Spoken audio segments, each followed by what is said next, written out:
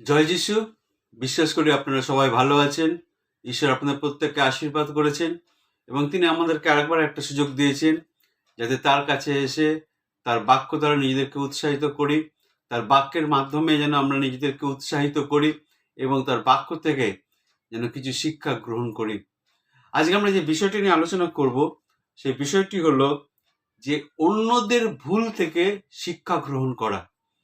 বাইবেলে এরকম প্রচুর ঘটনা রয়েছে, প্রচুর চরিত্র রয়েছে যাদের থেকে আমরা শিক্ষা গ্রহণ করতে পারি। যখন আমি বাইবেল পড়ছিলাম বা বাইবেল যখন আমরা পড়ি তখন আমরা দেখতে পাই কিছু কিছু নেগেটিভ চরিত্র রয়েছে। আর সেখান থেকে আপনার মনে প্রশ্ন আসতে পারে যে এই বিষয়গুলি কেন বাইবেলে অন্তর্ভুক্ত করা হয়েছে। তার একটাই কারণ, সেই যারা ভুল করে গেছে তাদের থেকে আপনি এবং আমরা যেন শিক্ষা গ্রহণ করি। যেমন আমরা উদাহরণস্বরূপ বলতে পারি, যখন দাউদ তিনি বেথশেবার সঙ্গে তিনি ব্যভিচার করলেন, এটা বাইবেলে কেন অন্তর্ভুক্ত করা হয়েছে? তার কারণ সেখান থেকে আপনি এবং আমরা যেন শিক্ষা গ্রহণ করি। বাইবেলের প্রথম থেকে শেষ অবধি যে বিষয়গুলো অন্তর্ভুক্ত করা হয়েছে, প্রত্যেকটি বিষয় থেকে ঈশ্বর তিনি আপনার সঙ্গে কথা বলতে চান এবং ঈশ্বর চান আপনি এবং আমরা যেন সেখান থেকে শিক্ষা গ্রহণ করতে পারি। আর তাই জন্য আজকে আমি যে বিষয় নিয়ে আলোচনা করব সেই বিষয়টি হলো অন্যের ভুল থেকে, অন্যের ফেলিওর থেকে যাতে আপনি এবং আমি শিক্ষা গ্রহণ করতে পারি। আজকে আমরা একটা চরিত্র নিয়ে আলোচনা করব, আর সেই চরিত্রটা হলো ইসাহাক। ইসাহাক তিনি অব্রাহামের সন্তান, আর অব্রাহামের কাছে ইসাহাক ছিল একটা ধনের মতো, যে তিনি সেটাকে সামলে রেখেছিলেন। কেননা তিনি তার প্রায় 100 বছর বয়সে তিনি ইসাহাককে পেয়েছেন, আর স্বভাবত কারণেই ইসাহাক তার কাছে প্রিয় পাত্র ছিল অব্রাহামের। কিন্তু ইসাহাক সে তার বাবাকে ফলো করতে পারেনি, বাবাকে ঠিক মতো অনুসরণ করতে পারেনি। তার বাবা অব্রাহাম যে কাজগুলো করেছিল সে কাজগুলো সে করতে পারেনি, আর যার দরুন তার জীবনে অনেক দুর্দশা নেমে এসেছিল। তার ভুল থেকে, ইসাহাকের যে ভুলগুলো ছিল সেই ভুলগুলো আমিও করে থাকি, এবং ঈশ্বর চান সেই ভুলগুলো যেন আপনি বা আমরা না করি। সেখান থেকে যেন আপনি এবং আমরা শিক্ষা গ্রহণ করতে পারি। যেমন আমি ইসাহাক এবং রেবেকাকে দেখি যে তারা স্বামী স্ত্রী, এবং তাদের জীবনে ঈশ্বর তিনি দুটো সন্তান দেন, যমজ সন্তান দেন, এসো এবং যাকব। এবং সেই দুটো সন্তানের প্রতি ইসাহাক তিনি এসোকে বেশি ভালোবাসতেন এবং রেবেকা তিনি যাকবকে বেশি ভালোবাসতেন। আর এখান থেকেই শুরু হয় একটা আমরা দেখতে পাই এখান থেকে একটা দ্বন্দ্ব শুরু হয়। দ্বন্দ্বটা কি? দ্বন্দ্বটা হলো এখানে পার্সিয়ালিটি। এখানে আমরা দেখতে পাই পক্ষপাতিত্বের ভাব। এখানে পক্ষপাতিত্ব, বাবা একজনকে পক্ষপাতিত্ব করছে এবং মা একজনকে পক্ষপাতিত্ব করছেন। আর এর কারণে দেখি দুই ভাইয়ের মধ্যে হিংসা জন্মায়। দুই ভাইয়ের মধ্যে, এসো এবং যাকবের মধ্যে, তারা একে অপরের মুখ দেখা বন্ধ করে দেয়। তারা একে অপরকে মেনে নিতে পারে না। তাদের একে অপরের সঙ্গে তাদের মধ্যে শত্রুতার ভাব ছিল। কেন? এই পক্ষপাতিত্ব ভাব। অনেকে আমরা জানি যে যেখানে একের অধিক সন্তান রয়েছে বা দুইয়ের অধিক সন্তান রয়েছে, সেখানে বাবা মার কারো না কারোর প্রতি দুর্বলতা থাকে। তার ছেলে মেয়েদের মধ্যে যদি দুটো কি তিনটে ছেলে মেয়ে হয়, সেখানে দেখবেন বাবা মার কারো না কারোর প্রতি দুর্বলতা থাকে। দুর্বলতা থাকা ভালো, এটা স্বাভাবিক, কিন্তু সেটা যেন আমরা প্রকাশ না করি। প্রকাশ করলে কি হয়?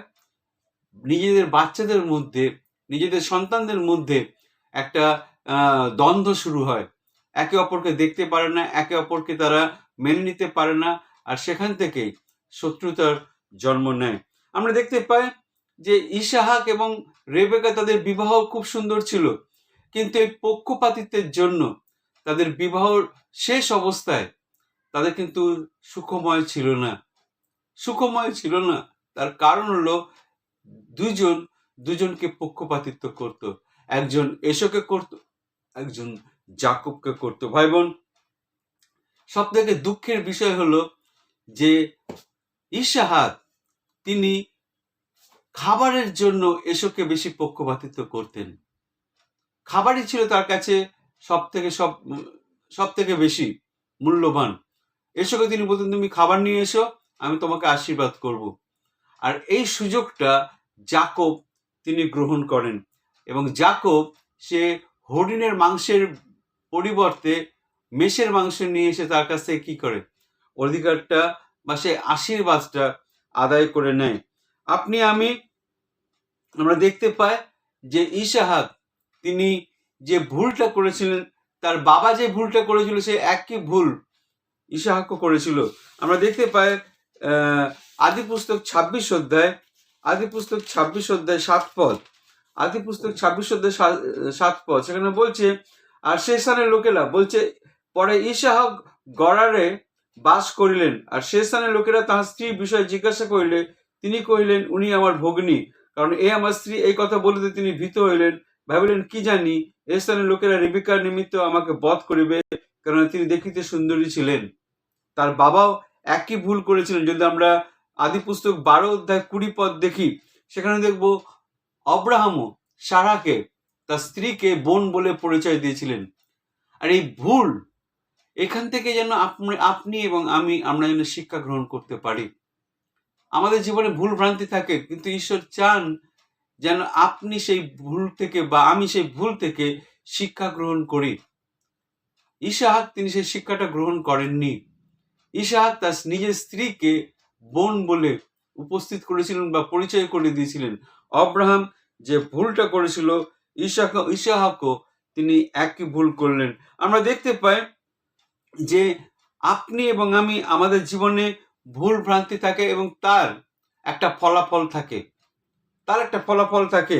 আমরা দেখতে পাই আদিপুস্তক 26 অধ্যায় 34 এবং 35 পদ, যেখানে ইসহাক তিনি শুধুমাত্র খাবারের জন্য, হরিণের মাংস খাবার জন্য তিনি এসোকে তিনি অ্যালাউ করেছিলেন। তিনি বলেছিলেন, তোমার যা ইচ্ছে তুমি তাই করো, আমার কোনো আপত্তি নেই।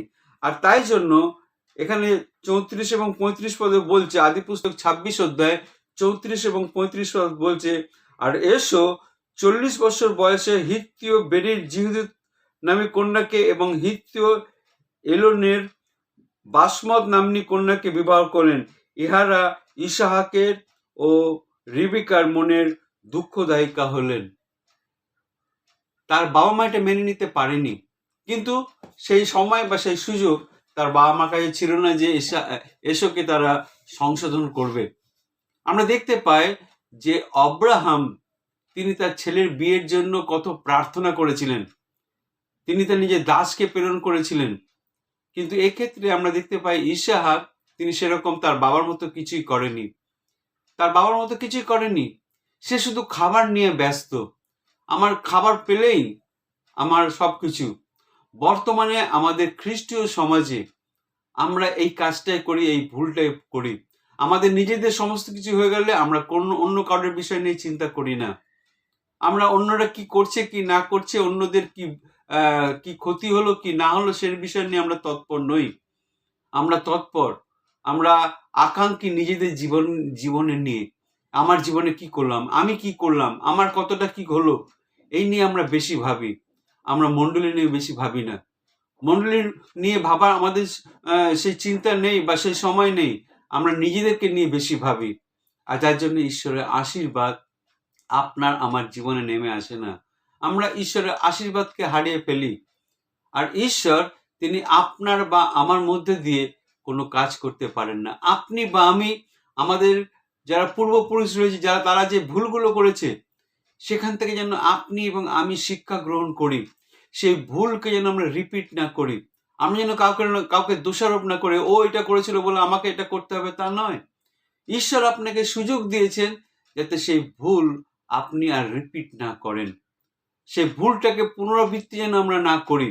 আর যদি আমরা পুনরাবৃত্তি করি, তাহলে ঈশ্বরের আশীর্বাদ আপনি বা আমরা আমাদের জীবনে দেখতে পাবো না। আমরা দেখতে পাই যে ইসহাকের যখন বয়স হলো, ইসাহাক তার দৃষ্টিশক্তি হারিয়ে ফেলেছিলেন। আদিপুস্তক 27 অধ্যায় 1 থেকে আমি 4 পদ পড়ছি। এখান থেকে বোঝা যাবে ইসাহাকের ক্যারেক্টার কি।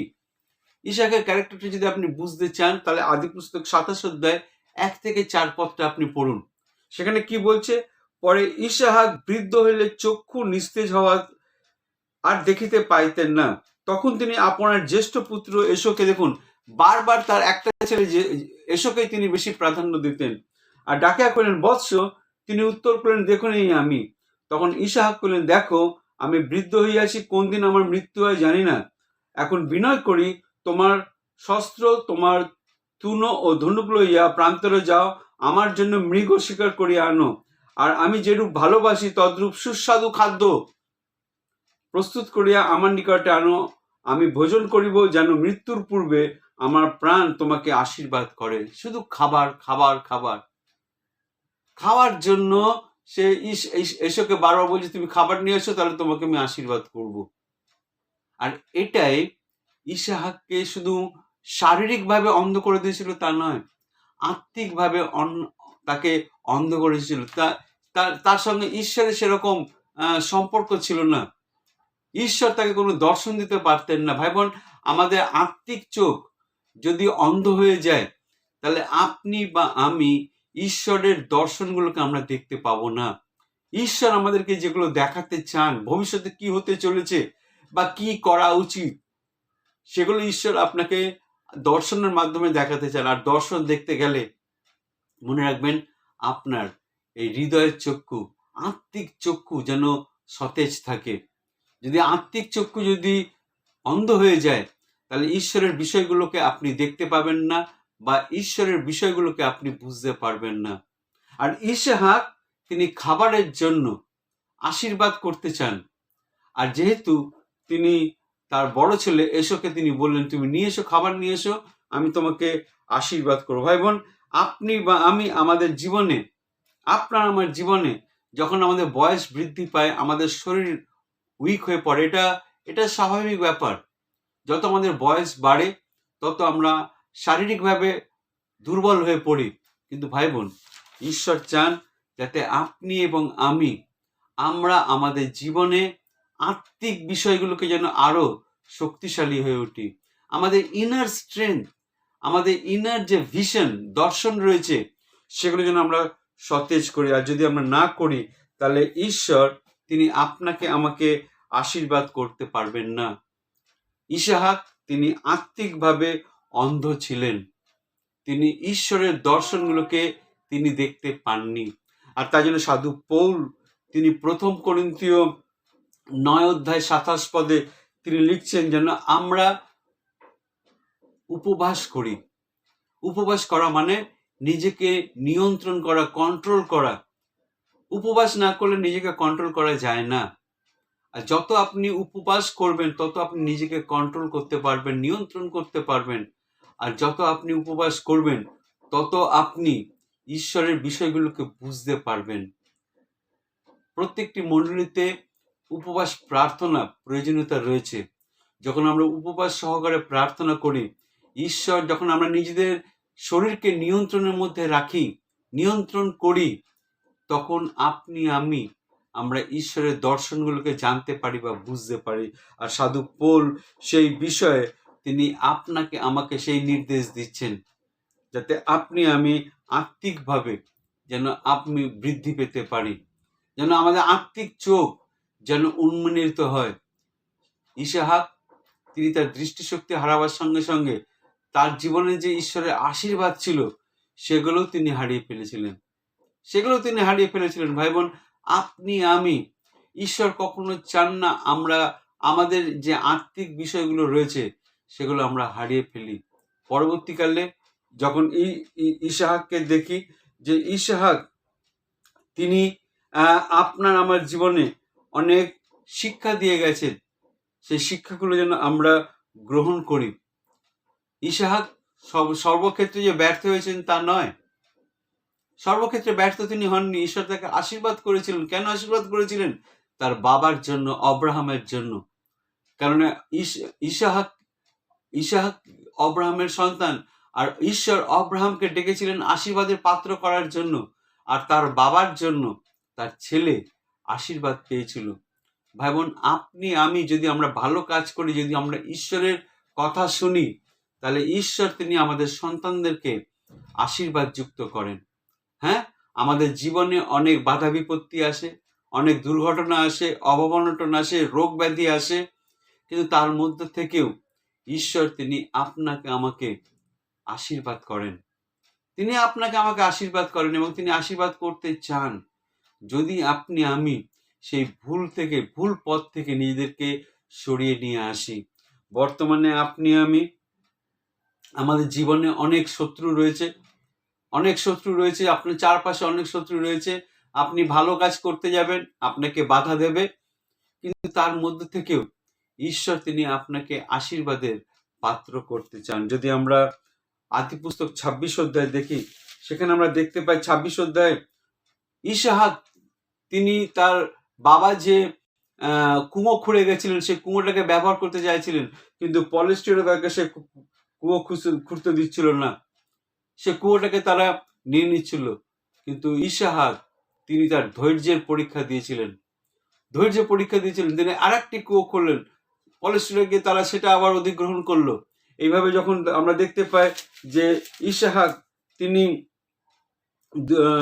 যখন একটা ছেড়ে আর একটা জায়গায় যাচ্ছেন, তিনি কূপ করছেন, নতুন কুয়ো খুঁড়ছেন, তারা অধিগ্রহণ করছে। কিন্তু অবশেষে আমরা দেখতে পাই আদি পুস্তক 26 অধ্যায় 21 পদ বলছে, পরে তাহার দাসগণ আর এক কূপ খনন করিলে তাহার সেটির জন্য বিবাদ করিল, তাহাতে তিনি সেটির নাম সিটনা বিপক্ষতা রাখিলেন। তিনি তথা হইতে প্রস্থান করিয়া অন্য এক কূপ খনন করেন। 22 পদ বলছে, সেটি নিমিত্তে তারা বিবাদ করিল না, তাই তিনি সেটার নাম রহবত প্রশস্ত স্থান রাখিয়া কইলেন, এখন সদাপ্রভু আমাদেরকে প্রশস্ত স্থানে দিলেন, আমরা দেশে ফলবন্ত হইব।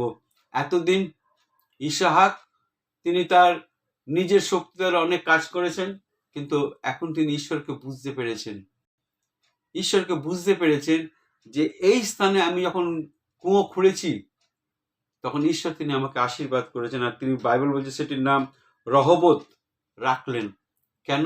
ঈশ্বর তিনি সেই স্থানকে তিনি আশীর্বাদ করলেন। ভাই বোন, আপনি আমি যখন আমরা অনেক কাজ করি, নিজেদের ব্যক্তিগত কাজ করি বা অন্য ঈশ্বরের কাজ করি, মণ্ডলীর কাজ করি, হয়তো আমরা অনেক সময় সেরকম সফলতা পাই না, বারবার বিপত্তি আসে, বারবার বাধা আসে, কিন্তু সেই বাধাতে যেন আমরা থেমে না যাই।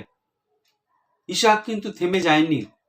ইসাহাক তিনি বারবার তিনি তার জায়গা পাল্টেছিলেন, তার স্থানটাকে তিনি পাল্টেছিলেন এবং অবশেষে তিনি সঠিক স্থানে এসেছিলেন। ভাই বোন, আপনি আমি, আমরা যেন হেরে না যাই। আমরা আমাদের জীবনে বাধা বিপত্তি আসবে, সেই বাধা বিপত্তি থেকে আপনাদেরকে শিক্ষা গ্রহণ করতে হবে এবং সেই শিক্ষা গ্রহণের পর যেন আমরা আরো এগিয়ে যেতে পারি। আর যখন আপনি এগিয়ে যাবেন, ঈশ্বর তার মনোনীত স্থানে আপনাকে আশীর্বাদ করবেন। তিনি আপনাকে আশীর্বাদ করবেন, কোনো মানুষ আপনাকে আশীর্বাদ করবে না। ঈশ্বর তিনি আপনাকে আশীর্বাদ করবেন। কেন করবেন? তার গৌরবের জন্য, তার মহিমার জন্য, তার পরাক্রমের জন্য তিনি আপনাকে আমাকে আশীর্বাদ করবেন। ভাই বোন, আজকে ইসাহাক তার নেগেটিভ সাইড, পজিটিভ সাইড, ইতিবাচক দিক, নেতিবাচক দিক দুটোই রয়েছে, কিন্তু শুধুমাত্র আমরা নেতিবাচক দিক দেখবো তা নয়, ইতিবাচক দিক, পজিটিভ সাইডগুলো তার ভালো ছিল, কিন্তু তার নেগেটিভ সাইড বেশি থাকার দরুন সে কিন্তু তার বাবার মতো, অব্রাহামের মতো বেশি ফলপ্রসূ হতে পারেনি। ঈশ্বর তাকে বেশি আশীর্বাদ করতে পারেনি। তার কারণ হলো তার সেই দর্শন সে হারিয়ে ফেলেছিল, তার আত্মিক দর্শন সে হারিয়ে ফেলেছিল। কেন? খাবারের জন্য। সে শুধু খেতে ভালোবাসতো, আর তাই জন্য তার জীবনে ঈশ্বরের আশীর্বাদ সেরকম ভাবে আমরা দেখতে পাই না। বর্তমানে আপনি আমি আমাদের জীবনে ঈশ্বরের আশীর্বাদটাকে আমরা হারিয়ে ফেলি সেই একই কারণে। ইসাহাকের মতো আমরা ভুল করি, সবসময় নিজেদের কথা চিন্তা করি। আমি বলছি না যে আপনি নিজের কথা চিন্তা করবেন না, অবশ্যই করবেন, কিন্তু তার একটা লিমিট থাকা প্রয়োজন, তার একটা পরিমাপ থাকার প্রয়োজন। তার বাইরে যেন আমরা না করি। ঈশ্বর আমাদেরকে আহ্বান করেছেন যাতে আমরা তার কাজটাকে এগিয়ে নিয়ে যেতে পারি। যিশু যে কাজ শুরু করেছিলেন পৃথিবীতে, সেই কাজটাকে যেন আমরা এগিয়ে নিয়ে যেতে পারি। আর যখন আমরা এগিয়ে নিয়ে যাব, তখন ঈশ্বর আপনাকে আমাকে প্রত্যেককে প্রচুর পরিমাণে তিনি আশীর্বাদ করবেন। ভাই বোন, অন্যদের ভুল থেকে আপনি যখন শিক্ষা গ্রহণ করেন, সেটা হলো বুদ্ধিমানের কাজ। বুদ্ধিমানরা সবসময় কি করে? অন্যের ভুল থেকে নিজেরা শিক্ষা গ্রহণ করে। আর আপনি আমি বাইবেলে যে সমস্ত ঘটনাগুলো রাখা হয়েছে বা যে চরিত্রগুলো রাখা হয়েছে, সেখান থেকে যেন আমরা শিক্ষা গ্রহণ করি। আমরা দেখতে পাই সিমসনের জীবনে, ঈশ্বর সিমসনকে আহ্বান করেছিলেন। সিমসন সেই আহ্বানটাকে ধরে রাখতে পারেনি। তার জীবনের দুর্বলতা ছিল, তার জীবনের দুর্বলতা ছিল তো মহিলা। আর মহিলার সংক্রান্ত ব্যাপারে সে জড়িত ছিল বলে ঈশ্বরের সেই দর্শনটাকে সে এগিয়ে নিয়ে যেতে পারেনি। সেই দলিলার কোলে সে যখন নিজেকে সমর্পণ করেছিল, দলিলা তার সমস্ত শক্তির উৎস জানতে পেরেছিল। এবং সিমসন, আমরা দেখতে পাই বিচারকর্তাগণের পুস্তক 16 অধ্যায়, যে তার চোখটাকে উপড়ে নিয়েছিল, তাকে অন্ধ করে দিয়েছিল। সে তো আত্মিকভাবে অন্ধ ছিল, সে শারীরিকভাবে অন্ধ হয়ে গেছিল এবং সে ঈশ্বরের যে পরিকল্পনা ছিল তার জীবনে, সেটা সে বাস্তবায়িত করতে পারেনি। কেন? সে নিজের দুর্বলতার উপর জয়ী হতে পারেনি। আর এই ঘটনা রাখা হয়েছে, সিমসনের জীবনী বাইবেলে নথিভুক্ত করা হয়েছে, যেন সেখান থেকে আপনি এবং আমি শিক্ষা গ্রহণ করি, যেন আমরা অবৈধভাবে যেন জীবনযাপন না করি, অবৈধভাবে যেন আমরা কোনো কাজ না করি। আমরা দেখতে পাই ইস্করিত জিহুদা, সেখান থেকেও আপনার সেই চরিত্রটা রাখা হয়েছে, বাইবেলের মধ্যে লিপিবদ্ধ করা হয়েছে।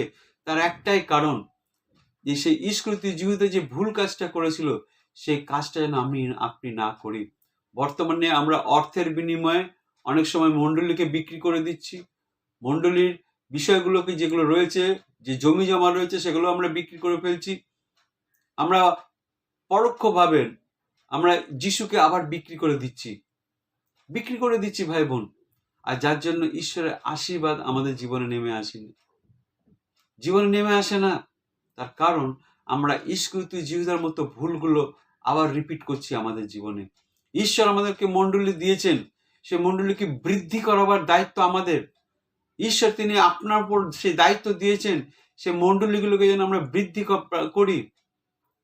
সেটা বিক্রি করার দায়িত্ব ঈশ্বর আমাদেরকে দেননি, সেখান থেকে অর্থ উপার্জন করার দায়িত্ব ঈশ্বর আমাদেরকে দেননি।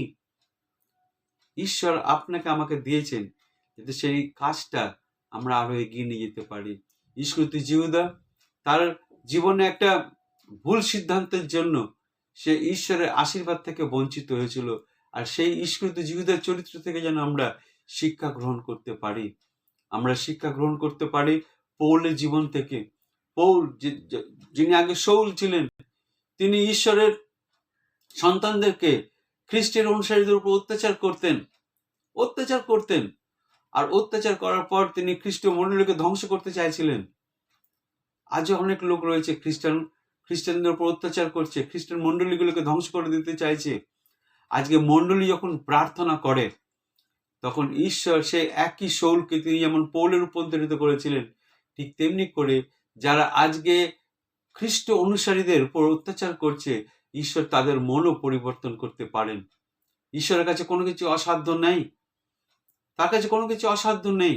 আপনি আমি যখন প্রার্থনা করি মণ্ডলীর জন্য, যারা মণ্ডলীর উপর অত্যাচার করছে, যারা মণ্ডলীকে তারা ক্ষতি করার চেষ্টা করছে, ঈশ্বর তাদের মনকে তিনি পরিবর্তন করেন। আর যার জন্য ঈশ্বর তিনি সেই চরিত্রগুলোকে এই বাইবেলে অন্তর্ভুক্ত করেছেন।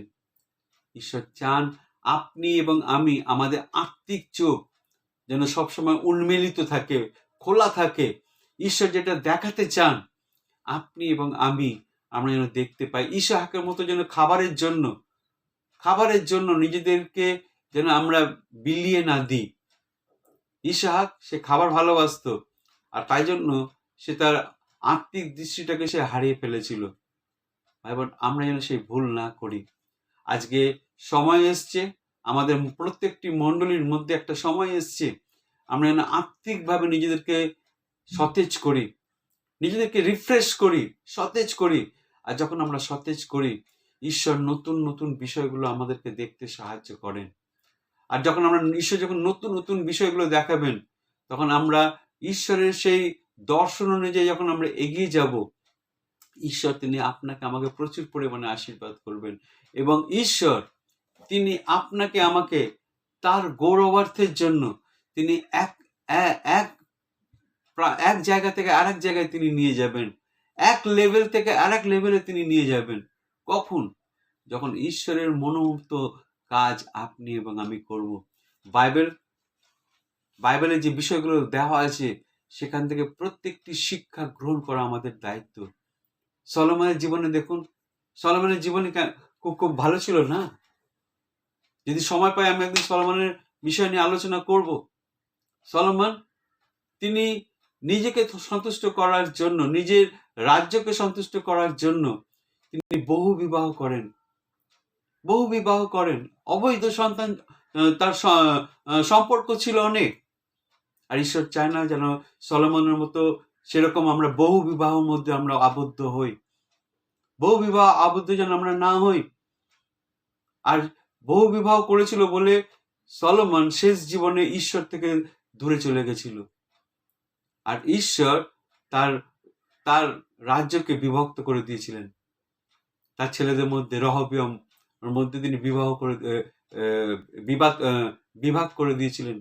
ভাবেন আপনি আমি সলোমনের বিষয়ে যখন আমরা পড়ি, সে জ্ঞানী থাকা সত্ত্বেও সে তার আত্মিক চোখ বন্ধ ছিল।